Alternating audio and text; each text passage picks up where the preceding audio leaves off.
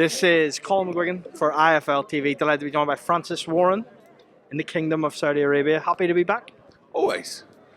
You know, it's another. I mean, I know they've pulled it off again. It's just unreal.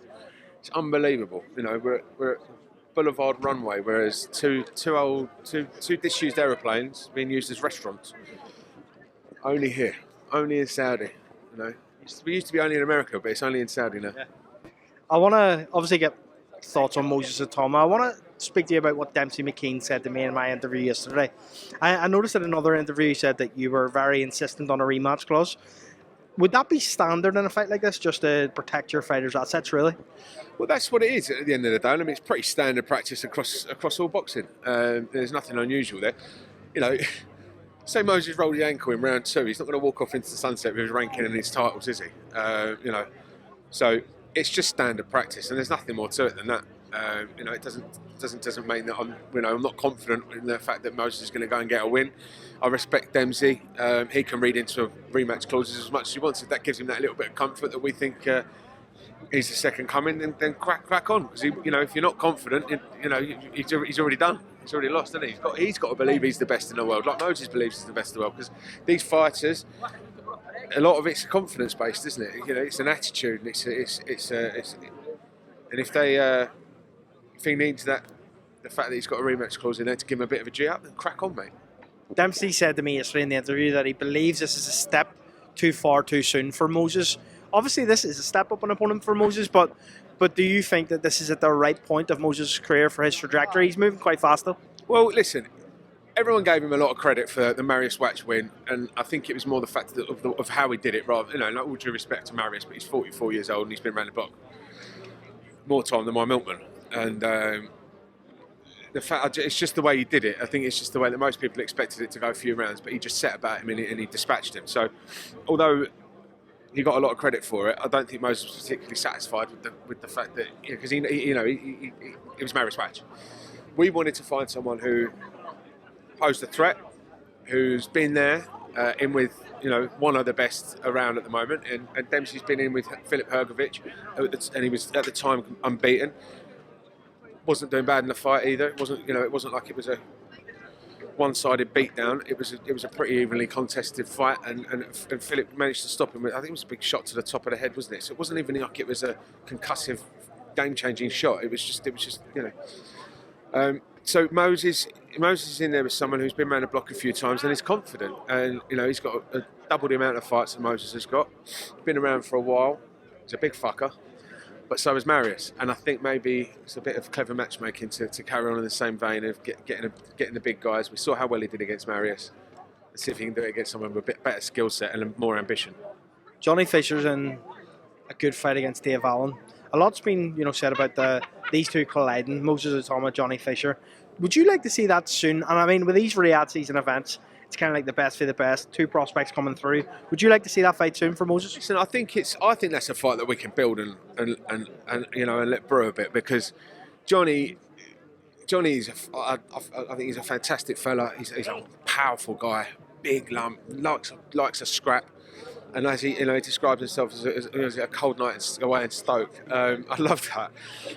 I think he's better than he gives himself credit for. And that being said, you know, if you let Johnny, if you allow Johnny's career to bloom a bit more for another 12 months, let Moses do the same. When those two guys are 15, 16 and 0, it's a mega fight. Imagine that in 12 months' time. It's huge. It's a massive, massive fight. So although it'd be great to find out who the best prospect in well, I know who he is, but you know, obviously, but actually get a result to see who the best prospect in British boxing is coming through. Let's let it brew a bit. We don't always need this instant gratification. Sometimes, you know, good things come to those who wait, and I think that'd be a massive, massive fight in 12 months' time. While you're waiting for that to brew, which I actually agree with you, I think it's unbelievable. Sorry, if it was offered, you know, you take it in both hands. But I think from a financial point of view for both guys to make the most amount of money, I think you let that brew a bit.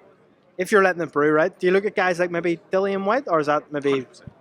100% take that. Board have ordered David Adelaide to fight Moses, to defend his English title against Moses. We'll see what Fabio Wardley's going to do with his British title.